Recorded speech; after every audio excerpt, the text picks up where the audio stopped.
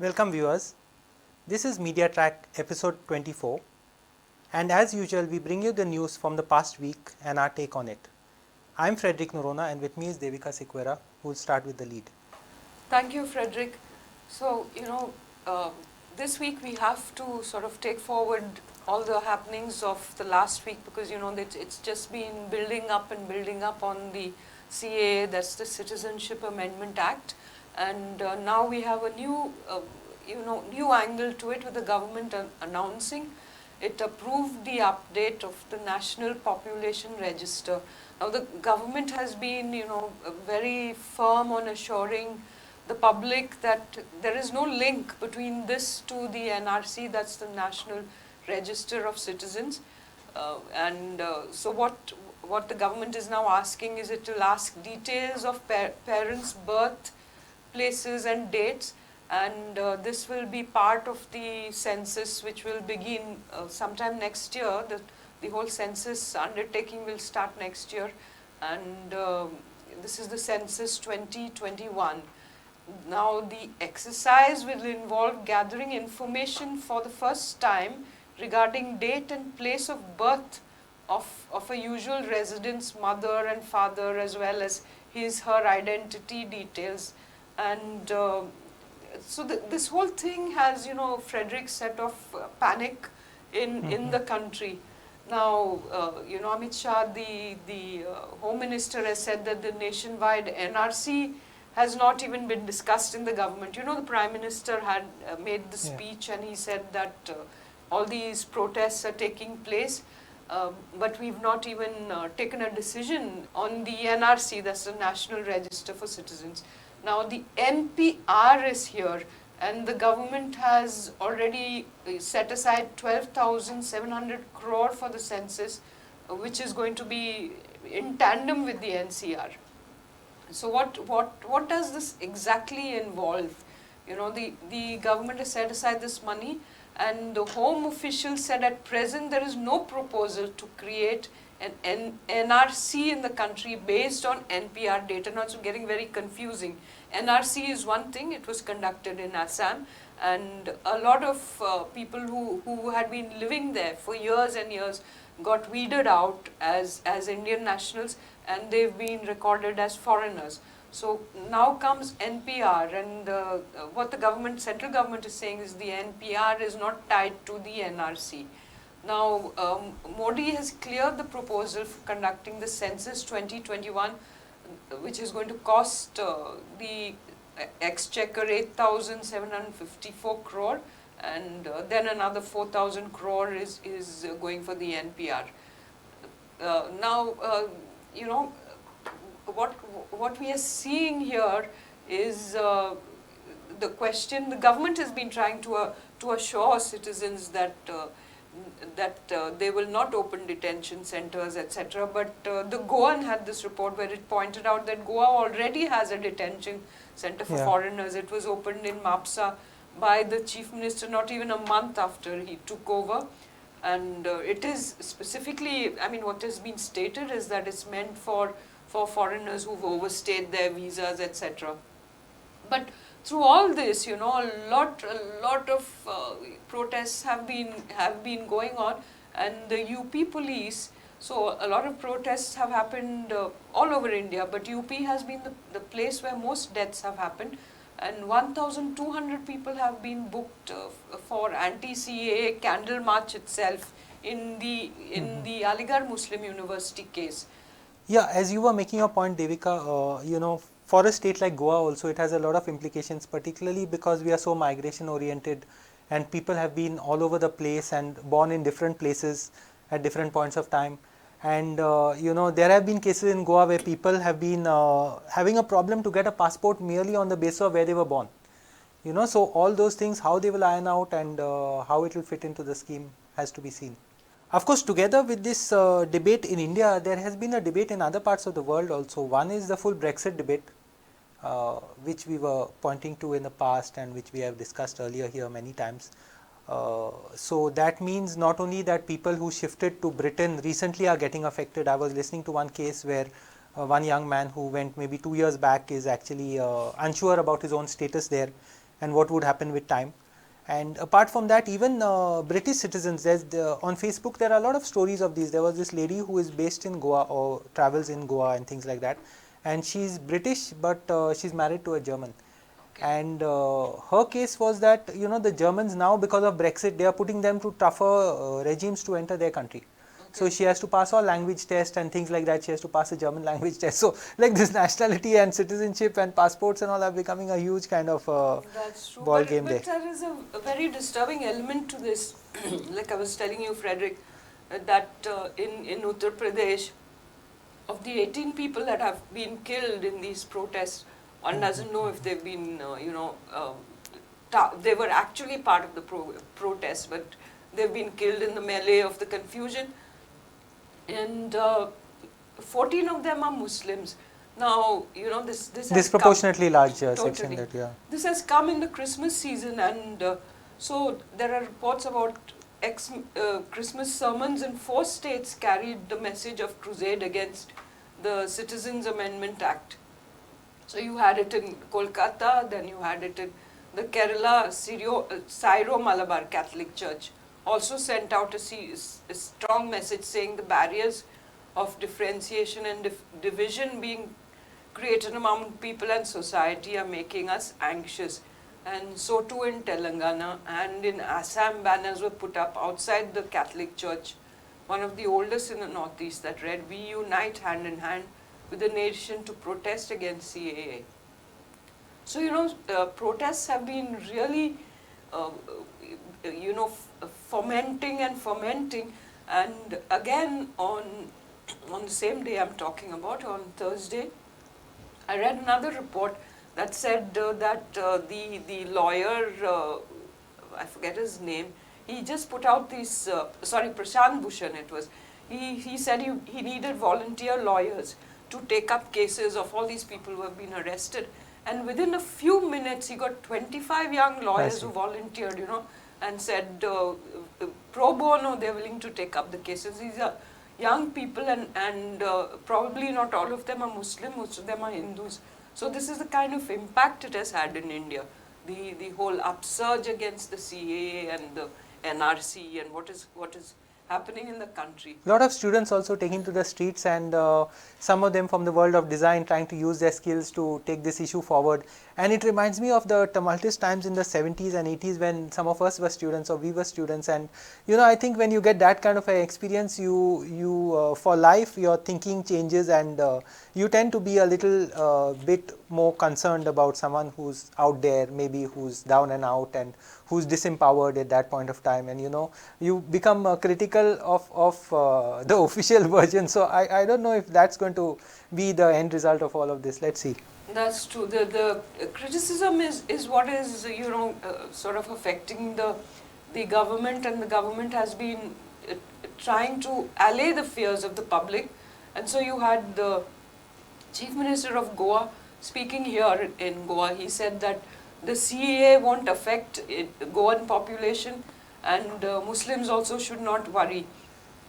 Now he is making these statements. The other argument that everyone makes is that citizens will not be affected. The point is that if you declare someone a non-citizen and he or she gets affected, then you'll say citizens are not getting affected. But on what basis do you? And all this confusion about what are the documents that will be required to prove your citizenship. One statement says that the passport won't be acceptable. Neither would Aadhaar, yeah. Another statement said Aadhaar too won't be acceptable. And of course you had the Prime Minister saying that this is all a conspiracy whipped up by the opposition. We had never said that the National Register of Citizens would actually be started and put in place. And this, when the Home Minister Amit Shah has made statements in the House saying that the whole country, the NRC would go through all the other states, etc. So this in the meanwhile, the fact checkers are having a field day because they are called upon to check the facts and to see who's right and who's wrong. Even the Prime Minister's facts are called into question, and whether he's saying the right thing or whether Amit Shah is when they contradict each other, who's on the right side. And of course, the other thing is that mobile phones have changed the full discourse, no? Because Absolutely. today you have mobile phones all over the place. So like there is visual evidence, no? In our Exactly. times we have seen something going wrong, but you can describe it. It's not the same thing as putting it out there. And then these videos, rightly or wrongly, go viral.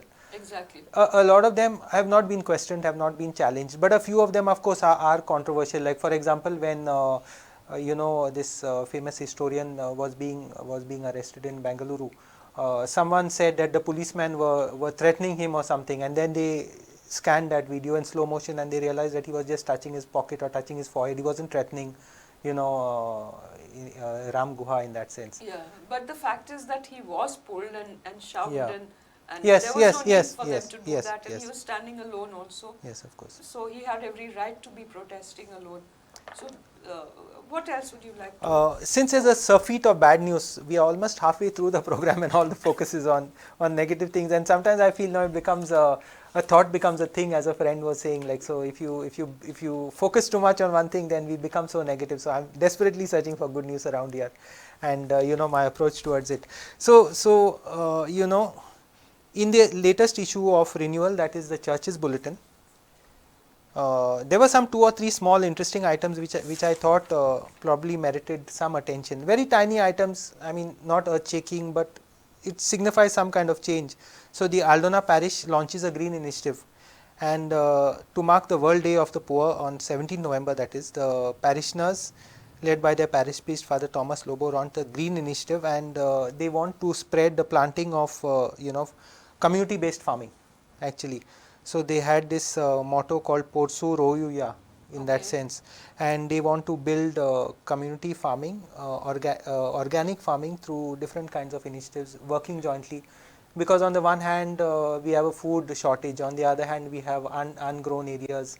On the third hand, knowledge is floating around, and there are some public spirited citizens, like in this case there's Savio Figueiredo, who is a community based pharmacist there, and Miguel Briganza and things like that. So that was one story which I picked up from here. The other story which drew my attention was also at Rashol Seminary. So they also are talking about rice and agriculture and things like that.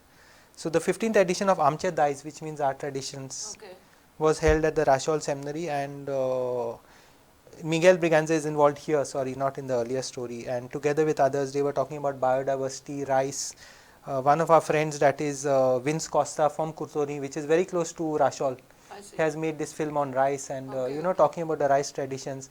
And so many years after liberation, I don't think we've done enough work on the local local areas and local issues. So Vince's movie on rice is quite well made, and it has sparked off a whole lot of interest. So I think the nearby Rashol Seminary was focusing on Goan rice, Goinsa Tandul.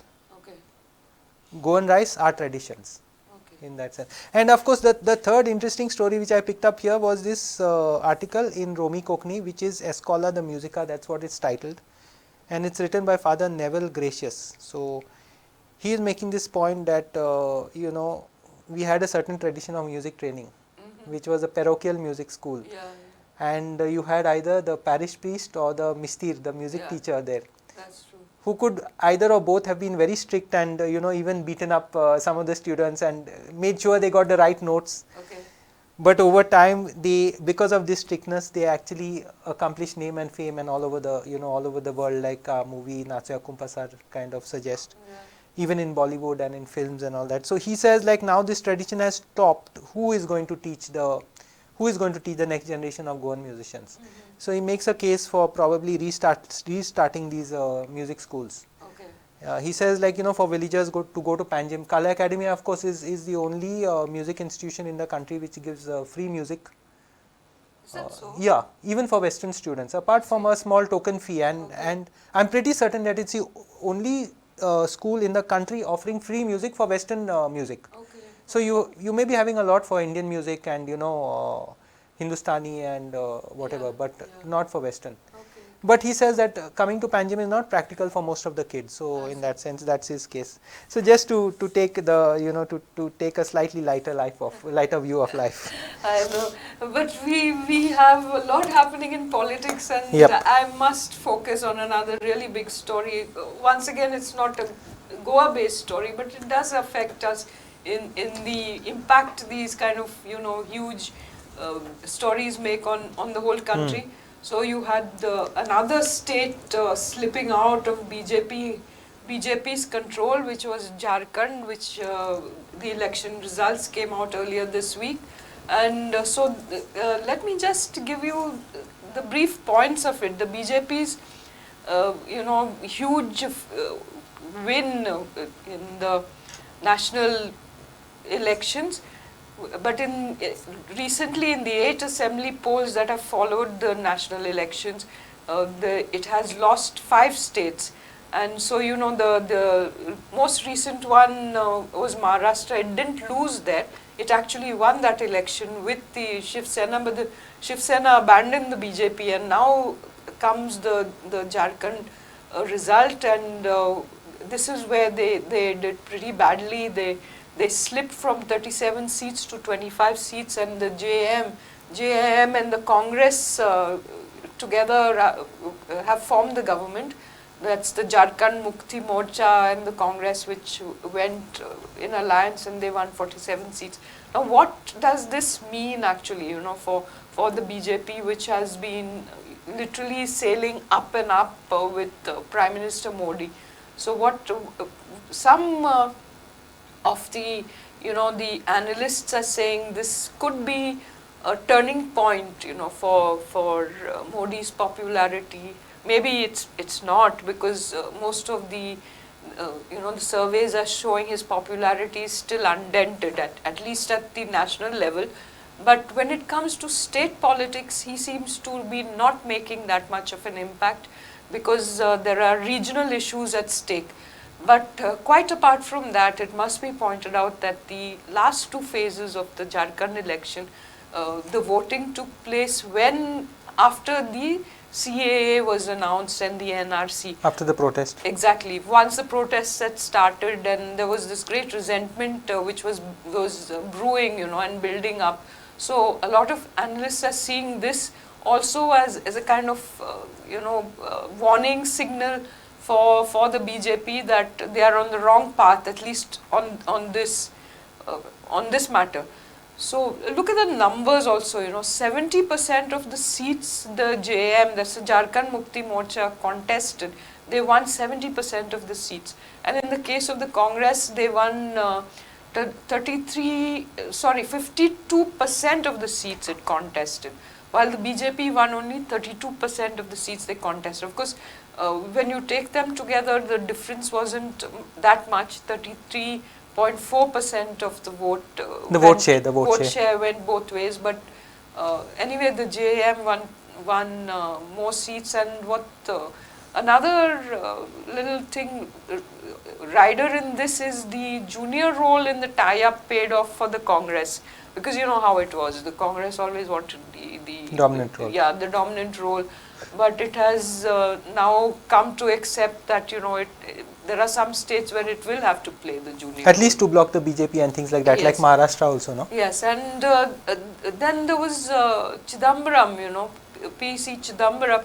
He made this statement which is quite significant. He said that opposition parties must join forces and the BJP is not unbeatable. So there was a report which I found very interesting. A top Home Ministry official claimed that Amit Shah had spoken in Parliament and outside on the National Register of Citizens on the basis of the official briefing given to him, and it was rather Prime Minister Modi who had erred, when he said that no, we didn't make this declaration, that the NRC. So all these things have so far played against the BJP. So let's see how it moves further, when it moves further rather. Yeah.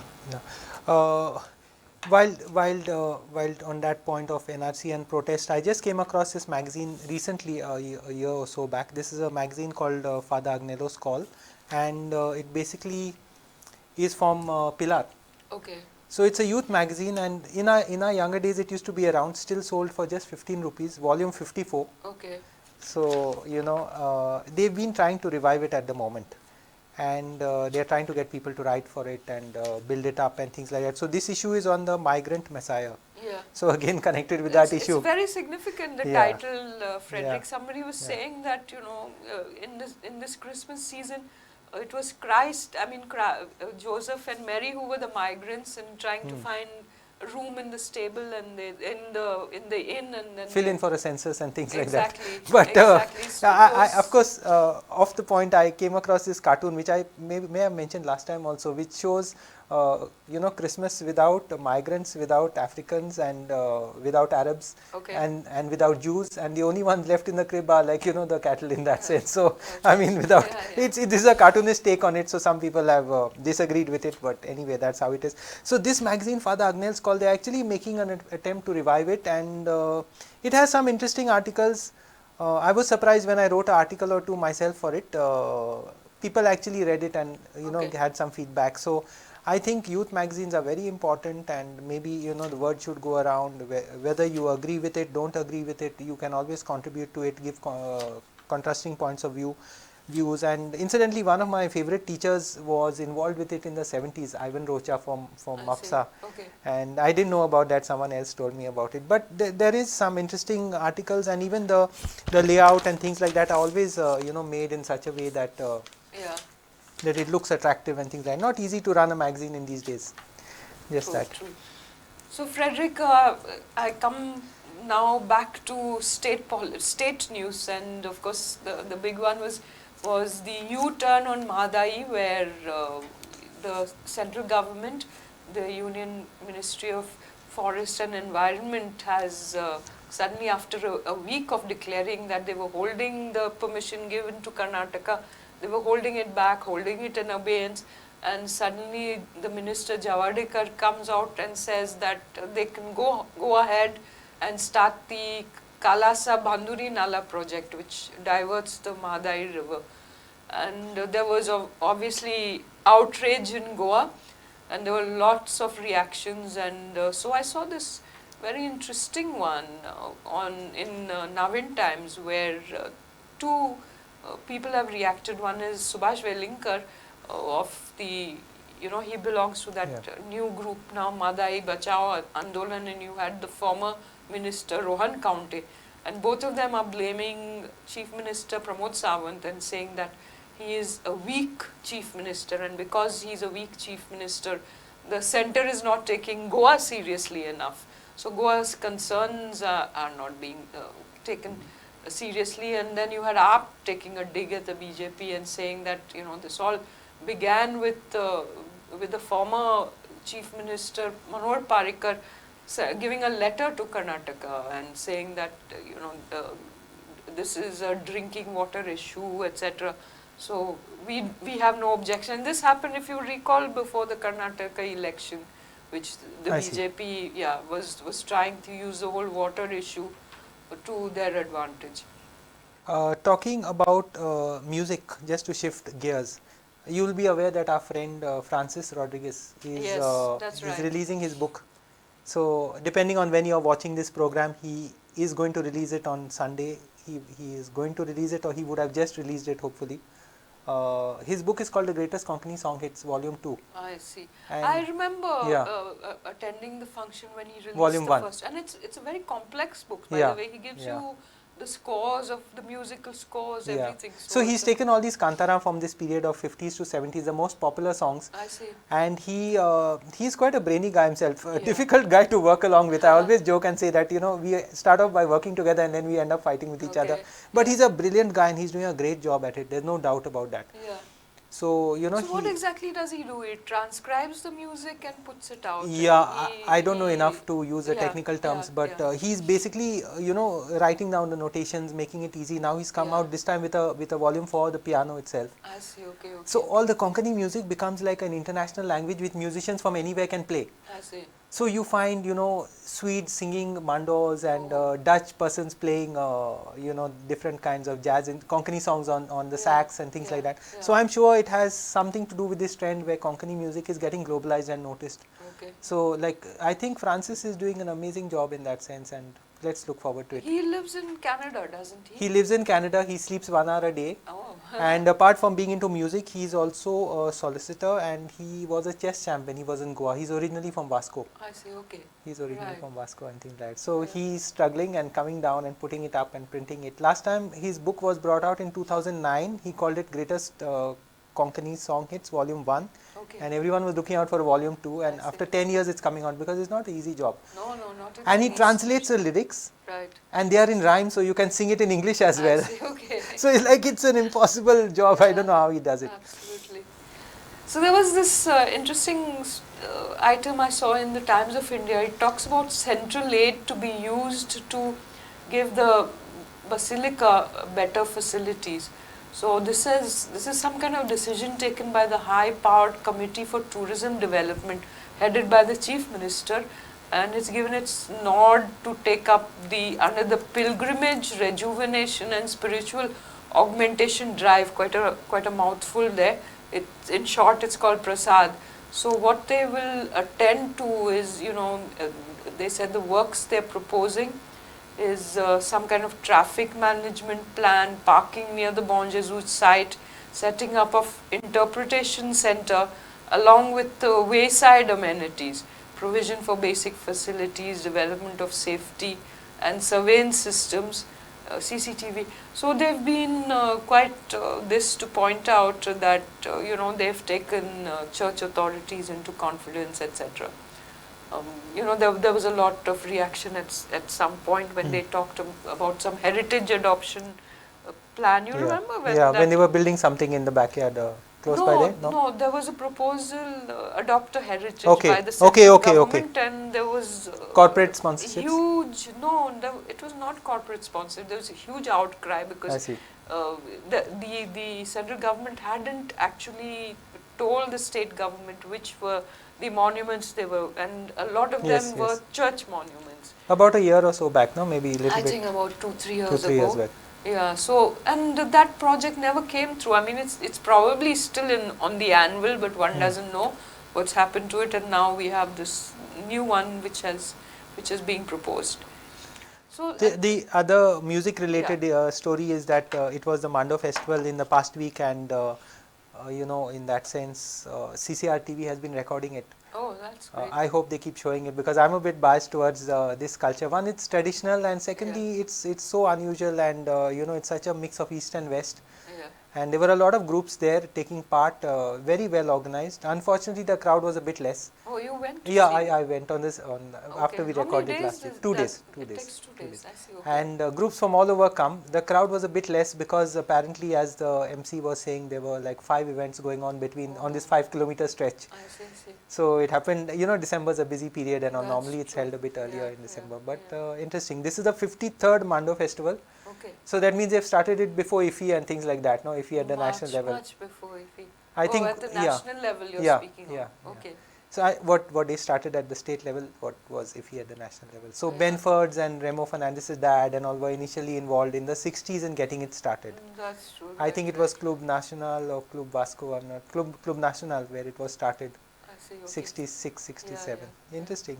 Interesting. It's a fascinating place to click photos and to click videos, to shoot videos in that sense. Okay. So, Frederick, I think we've come to the end of our show, and we'd like to thank you very much for watching. And stay in touch with us in 2020. We'll have more for you then. And your feedback, as usual, is always welcome. Thank you for watching.